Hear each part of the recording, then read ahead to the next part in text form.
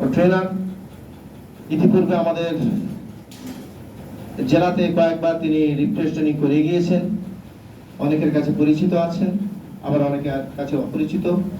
আপনাদের মন খুলে নির্দিষ্ট সময়ে যখন আপনাদের দেওয়া হবে, আপনারা লিখিত আকারে প্রশ্ন জমা করলে আপনাদেরকে যথাযথ উত্তর দেওয়া হবে। এখন তার কাছে সবিনয় অনুরোধ করব, তিনি আমাদেরকে আজকের আমাদের প্রধান কাজ শুরু করবেন। এবং আসসালামু আলাইকুম ওয়া রাহমাতুল্লাহ। হুজুর, উঁচু জায়গায় বসার যোগ্য আমি নই, তবুও বেয়াদবির সাথে আপনাদের সম্মুখে বসছি। আলহামদুলিল্লাহ ওয়া সালামুন আলা ইবাদিহিল্লাযীনা ইসতাফা, আম্মা বা'দ। قال الله تبارك وتعالى في كلامه المجيد: أعوذ بالله من الشيطان الرجيم، بسم الله الرحمن الرحيم، نون والقلم وما يسطرون، وقال عز وجل: الذي علم بالقلم. قال النبي صلى الله عليه وسلم: طلب العلم فريضة على كل مسلم. শ্রদ্ধেয় সম্মানীয় উলামায়ে কেরাম, আমরা হলাম উম্মতের সঠিক রাহবার, আমরাই হলাম প্রকৃত রাহবার, পথ প্রদর্শক। আমরা দিনিয়াতের 5 নম্বর বই কে কে পড়িয়েছি? একবার হাত তুলে একটু। 5 নম্বর বই।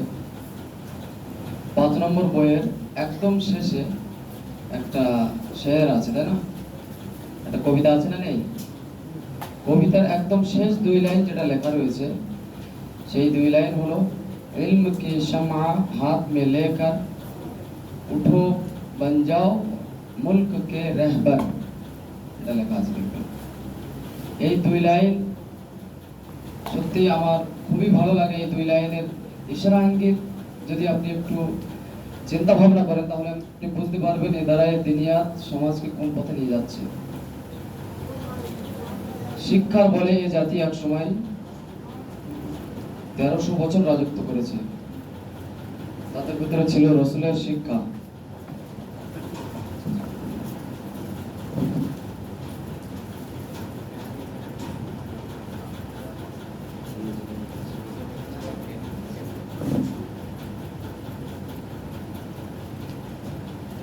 দেখুন, ওলামা মানে অনেক ব্যস্ত মানুষ।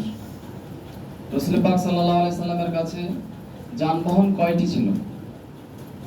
জি বলুন, কয়টি যানবাহন ছিল? আমরা জানি কি জানি না? 4টি যানবাহন ছিল, এবং সেই যুগ অনুপাতে উন্নত মানের যানবাহন ছিল। আমি ওলামাদের সময় কতটা মূল্যবান সেটার একটা উদাহরণ দিতে চাইছি, বাস, শুধু আর কিছু নয়। তো আমরা যারা ওলামা, নবীদের ওয়ারিস, রাসূল পাক সাল্লাল্লাহু আলাইহি সাল্লাম যে দিন নিয়ে এসেছেন তার ওয়ারিস আমরা, সেই কাজই আমাদেরকে করতে হবে। তাহলে আমাদের সময়ও মূল্যবান, আমাদের কাছেও দামি গাড়ি থাকা দরকার। আপনারা মনে মনে ভাবছেন, এই দুনিয়ার পড়ায় 5-7 হাজার মাইনে পায়, আবার বলছেন ভালো গাড়ি কিনতে। ভালো গাড়ি মানে কি? যদি 4 চাকা হয় অডি, বিএমডব্লিউ, আর কি রোলস রয়েস। আর যদি বাইক যদি বলা হয়, তাহলে মোটামুটি এফজেডএস, বুলেট। হ্যাঁ, ওলামাদের কাছে থাকা দরকার এগুলো। বর্তমান সময়ে নেই, এটা আলাদা কথা। না থাকার পিছনে কিছু কমি আমাদের আছে, আর কিছু কমি সমাজের আছে। পুরোপুরি যে আমাদের কমি আর পুরোপুরি যে সমাজের দোষ, তা কিন্তু নয়। আমাদের দোষটাই বলা ভালো, কারণ আমরা ওলামা, আজ আমরা উপস্থিত হয়ে যেখানে সাধারণ মানুষ নেই, তাদের সামনে তাদের মাসলা তুলে ধরা হবে। আমাদের কবি যেমন, একটা মসজিদে একজন ইমাম লাগবে, 10,000 টাকা তারা বেতন দেবে। একজন প্রায় ঠিক হয়ে গেছে, আর একজন পিছন থেকে বলছে আমি 8,000 থেকে যাব। ঠিক না ভুল? আপনারা বলুন, ঠিক কিনা কন? না, কেউ কথা বলছেন না আপনারা? হ্যাঁ, মিজানুর রহমান আজহারি যখন বলে ঠিক কিনা কন, সকলে একসাথে জোরে কথা বলে, আপনারা কিন্তু বলছেন না। তো আগেই বলে দিই, যা ভাবছেন তা নয়। কি বললাম? যা ভাবছেন তা নয়, একটু পরে বুঝতে পারবেন। তাহলে ঠিক কিনা কন? এবার একটু মনে হচ্ছে ফিরে এসেছেন আপনারা। যাই হোক, শুরুতেই আমি কোরআনের 2টো আয়াত তেলাওয়াত করেছি। যে আয়াতের মানে মতলব ব্যাখ্যা আপনাদের সামনে বয়ান করার মতো মানুষ আমি নই। আর জানেন সবকিছুই আপনারা। শুধু এটা উদ্দেশ্য হলো যে কলমের ঘোষণা এসছে ওদের, যার কারণে ওই আয়াত দুটি আমি পড়েছি। কিসের ঘোষণা আছে ভাই? কলমের ঘোষণা আছে।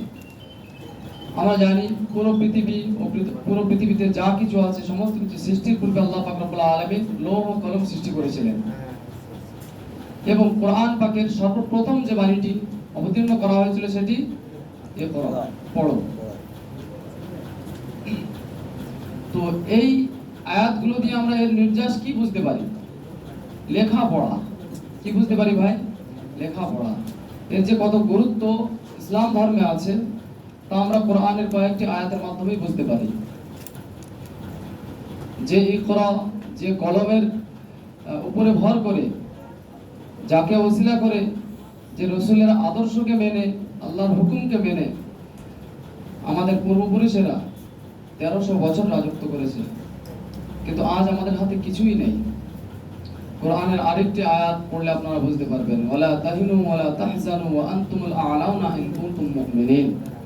তোমাদের কোনো ভয়ভীতির কারণ নেই, তোমাদের কোনো চিন্তার কারণ নেই, তোমরাই সর্বদাই সর্ব অবস্থায় সকলের উপরে থাকবে।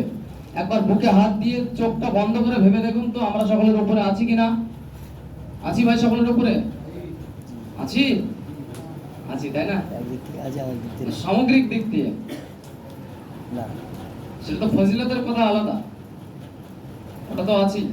দুনিয়ার কথাটাও ভাবুন, কারণ আল্লাহ পাক রব্বানা আতিনা ফিদ দুনিয়া হাসানা আগে বলেছেন, কুলু মিনাত তাইয়্যিবাতি ওয়া আমালু সালিহা, আগে খাও তারপরে আমল। তাহলে আল্লাহ তাআলা এটা বলতেন না যদি এটা প্রয়োজন না হতো। যাই হোক, কি বলছিলাম জানো? আমরা সকলের উপরে নেই, আমরা আজ লাঞ্ছিত, বঞ্চিত, অপমানিত।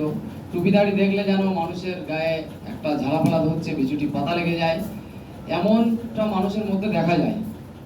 কেন এগুলো হচ্ছে? এগুলো হওয়ার কারণ কি? পরের যে টুকরোটি রয়েছে সেটি হলো ইন কুনতুম মুমিনিন, যদি তোমরা মুমিন হও তবে এই ফজিলতের অধিকারী হতে পারবে।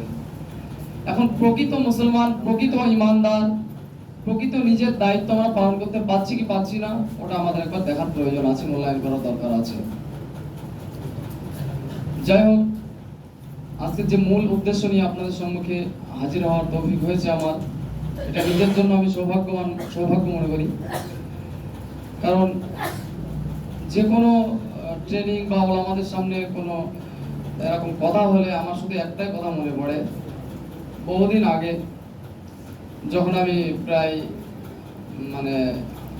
আলিম কোর্স শেষ করব ভাব, মেসকাত পড়ছি বা দাওরা পড়ছি, এই সময় আমি যখন বাড়িতে আসতাম তো গ্রামে মিলাদ হতো অনেক, মিলাদে আমাকে 5 মিনিট কথা বলার জন্য বলা হতো যে আমাকে ছেলে 5 মিনিট কথা বলবি, আমাদের বাড়ি মিলাদ আছে। তো আমি তার 1 সপ্তাহ আগে থেকে প্ল্যান করা শুরু করতাম কোথায় পালিয়ে যাব। বুঝতে পারলাম হুজুর?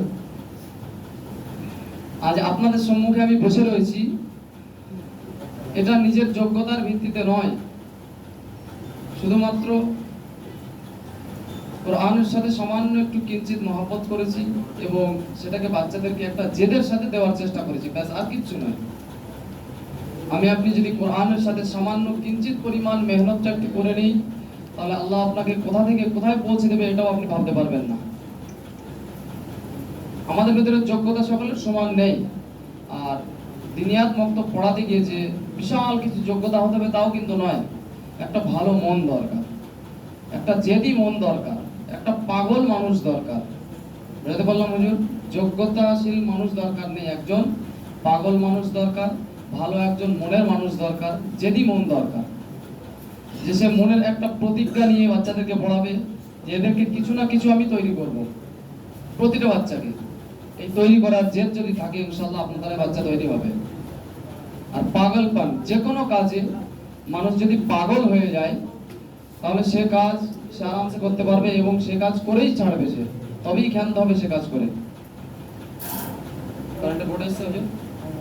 আচ্ছা, একটু চালু করে, একটুখানি চালু করে নিয়ে হুজুর, আপনারা একটু বিরক্ত হচ্ছে।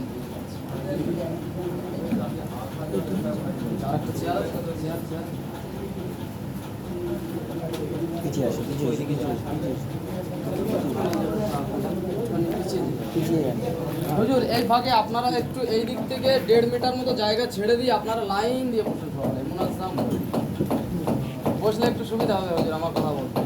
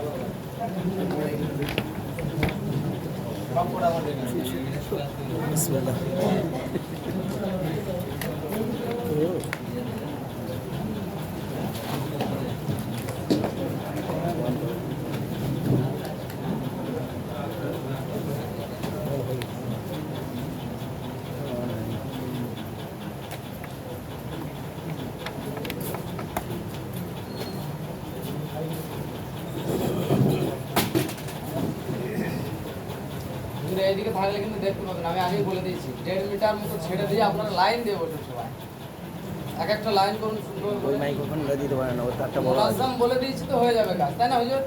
জি। মুনাজ্জাম শব্দ আমরা জানি তো। ওই মাইক্রোফোনটা দেন, ওর তারটা বড় আছে। এটাও বড় আছে, নিচে দিকে চলে যাচ্ছে। বড় আছে, চলে যাচ্ছে। নিচে চলে যাচ্ছে।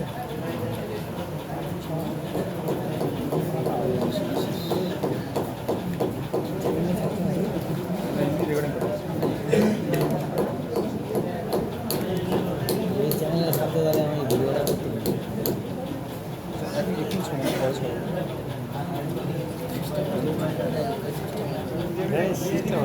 এটা ঘুরে দাম নিচ্ছে।